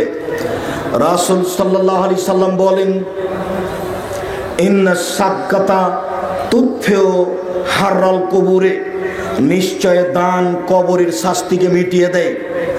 আপনি আপনার মায়ের নামে দান করলেন, এই প্রতিষ্ঠানে কবরের শাস্তি বন্ধ হয়ে গেল।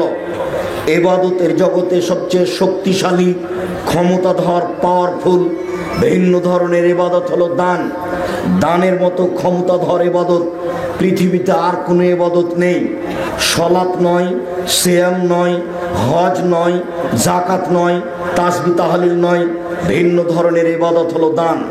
রাসূল সাল্লাল্লাহু আলাইহি সাল্লাম বলেন, ইন্নামাস সাদাকা, নিশ্চয় দান এমন একটা জিনিস যে দানকারী বিচার মাঠে এই দানের ছায়াতলে থাকবে যতদিন পর্যন্ত বিচার চলবে।